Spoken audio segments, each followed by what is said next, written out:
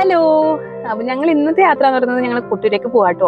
കഴിഞ്ഞ തവണ പോകാനൊന്നും പറ്റിയിരുന്നില്ല, ഏട്ടൻ നാട്ടിലില്ലായിരുന്നു. അപ്പൊ ഞാൻ ഈ പ്രാവശ്യം എന്തായാലും പോകണം എന്നുള്ള ആഗ്രഹം ആദ്യമേ ഉണ്ടായിരുന്നു. അപ്പൊ ഞങ്ങൾ രണ്ടും പറഞ്ഞു വെക്കാൻ പാടില്ല എന്നാണ് ശരിക്കും കൊട്ടൂരിൽ പോകുന്നത്.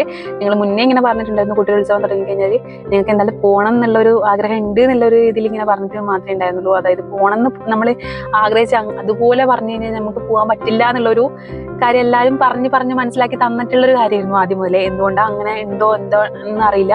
പിന്നെ ഒരു കൊല്ലം പോകാണ്ടായി കഴിഞ്ഞാൽ ഒരു 3 കൊല്ലത്തേക്ക് ഞങ്ങളെ പോക്ക് എങ്ങനെയാലും മുടങ്ങും എന്നുള്ളതും പറഞ്ഞു കേട്ടിട്ടുണ്ട്. അത് ഉള്ളതാണോ, അങ്ങനെ സംഭവിക്കാറുണ്ടോ അറിയില്ല കേട്ടോ.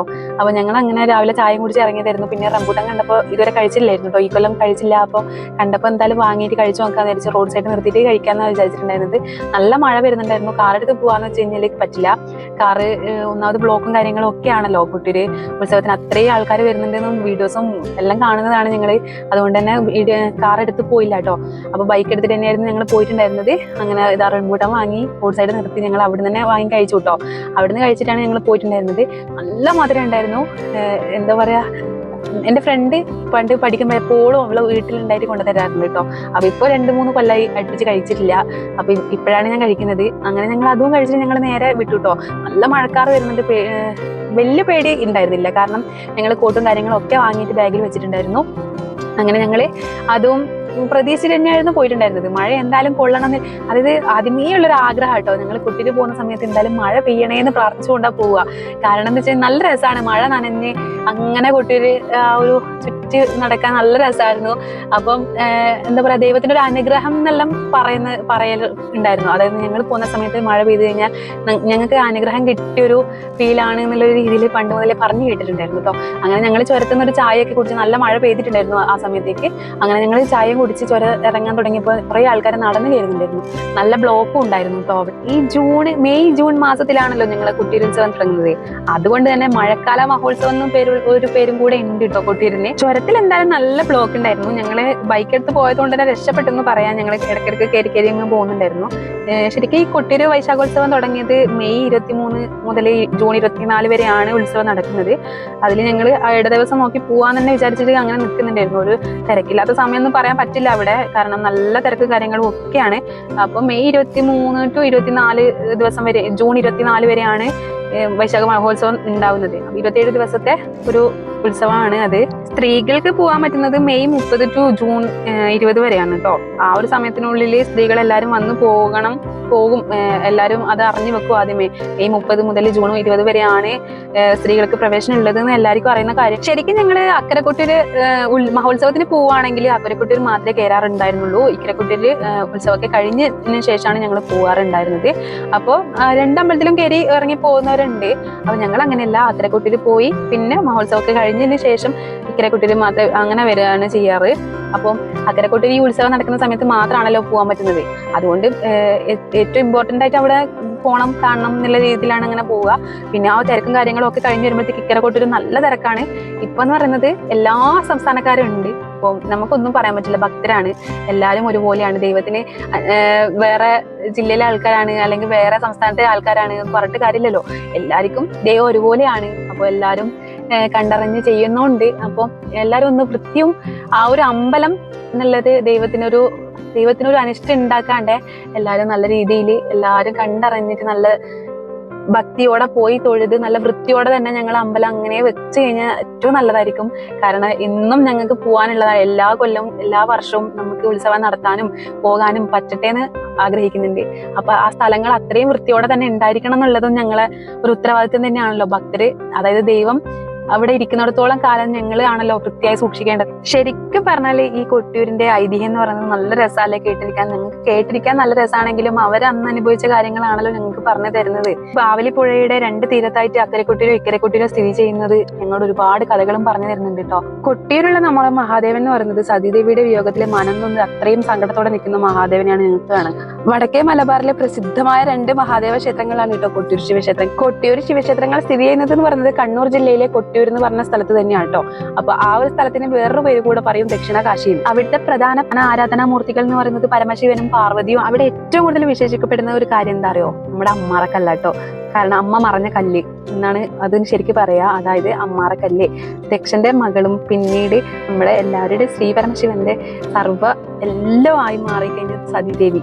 ദക്ഷൻ നടത്തുന്ന യാഗം, ദക്ഷയാഗം ഒരു മഹോത്സവമായിട്ട് എല്ലാവരും കൊണ്ടാടുന്ന സമയത്ത് ആ യാഗത്തിൽ പോവാൻ കഴിയാണ്ട് സങ്കടപ്പെട്ടിരുന്ന സതീദേവിയെ ശിവൻ ഒരിക്കലും പറഞ്ഞു വിട്ടതായിരുന്നില്ല. അതായത് നിർബന്ധിതനായി സതീദേവിന്റെ വാക്കുകളിൽ നിർബന്ധിതനായിട്ട് അനുവാദം കൊടുക്കേണ്ടി വന്നതാണ് ശിവൻ. പിന്നീട് എപ്പോഴോ ശിവനെ കൊണ്ട് സമ്മതിപ്പിച്ചു. അപ്പോഴും ശിവൻ പറയുന്നുണ്ട് പോകരുത്. പക്ഷെ അവിടെ ഉള്ളത് അച്ഛനാണെന്ന ധൈര്യത്തിലും ചേർത്ത് പിടിക്കുമെന്ന വിശ്വാസത്തിലും ശിവനെ നിർബന്ധിതനാക്കി പറഞ്ഞു സമ്മതിപ്പിക്കുമായിരുന്നു. എന്നാൽ യാഗശാലയിലെത്തിയ സതീദേവിയെ ചുടലവാസിയുടെ പത്നിയാണെന്ന് വിളിച്ച് അപമാനിച്ചു. എല്ലാവരുടെയും മുന്നിൽ വെച്ചിട്ടാണ് ദക്ഷൻ സതീദേവിനെ എത്രത്തോളം പറഞ്ഞിട്ട് എന്താ പറയാ അപമാനിക്കുന്നത്. അഹങ്കാരത്തിൽ പറഞ്ഞ ദക്ഷന്റെ വാക്കുകൾ ഭർത്താവിനെ ഈശ്വരനായി കാണുന്ന പതിവ്രതയായ സതീദേവിക്ക് സഹിക്കാവുന്നതിൽ അപ്പുറമായിരുന്നു. ഒടുവിൽ ദേവി യാഗാഗ്നിയിൽ ജീവൻ ത്യജിച്ചു. ആ സ്ഥലമാണ് അമ്മാറക്കല്ല് എന്നറിയപ്പെടുന്നത്. കൊട്ടിയൂരിന്റെ മേൽനോട്ടം വഹിക്കുന്നത് കട്ടൻ രാജവംശക്കാരാട്ടോ. അവർ പാരമ്പര്യമായ അധികാരമുള്ളവരാണ്.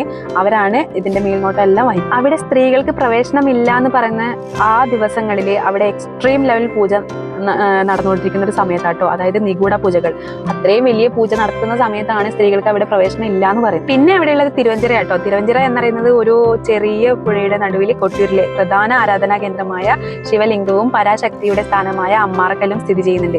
ഇത് രണ്ടും അടുത്തടുത്തായിട്ടാണ് ഉള്ളത് കേട്ടോ. തിരുവഞ്ചിറ എന്നു പേരുള്ള വലിയൊരു തടാകത്തിന്റെ മധ്യത്തിലുള്ള മണിത്തറയിലാണ് ശിവലിംഗം ഉള്ളത്. ഈ തടാകത്തിന്റെ തന്നെ മറ്റൊരു തറയാണ്, അതായത് ഇതിന്റെ തന്നെ മറ്റൊരു തറയാണ് അമ്മാറക്കല്ല് എന്ന് വിശേഷിപ്പിക്കുന്നത്. ഇവിടുത്തെ പ്രസാദം നൽകുന്നത് മലവാഴയുടെ ഇലയിലാട്ടോ. അവിടുത്തെ പ്രധാന ചടങ്ങായ നീരെഴുന്നള്ളത്തിന് ജലം കൊണ്ടുപോകുന്നത് കാട്ടുപൂവയുടെ ഇലയിലാണ്. കൊട്ടിയൂർ ഉത്സവത്തിലെ ഏറ്റവും വലിയ കൗതുകമാണ് കൊട്ടിയൂർ മാത്രം ലഭിക്കുന്ന ഓടപ്പൂക്കള്.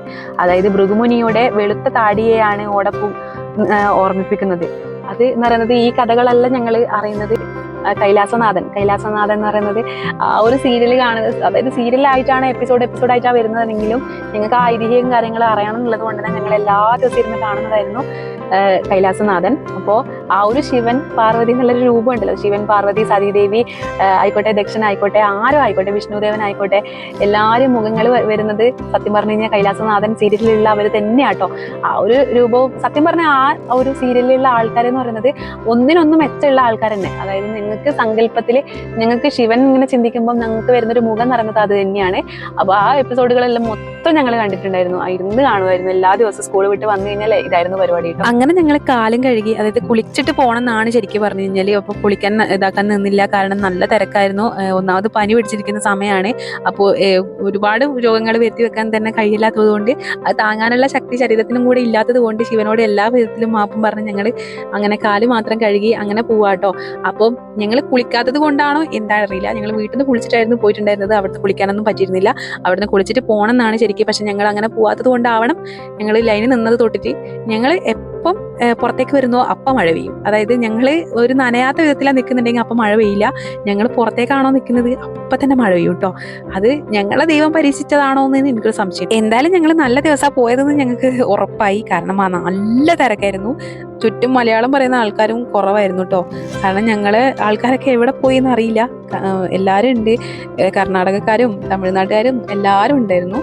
അപ്പോൾ ഞങ്ങൾ അങ്ങനെ മണിക്കൂറുകളോളം ലൈൻ നിന്നിട്ടാണ് ഞങ്ങൾ ഭണ്ഡാരം വലിക്കാൻ വേണ്ടി പറ്റിയിരുന്നത്.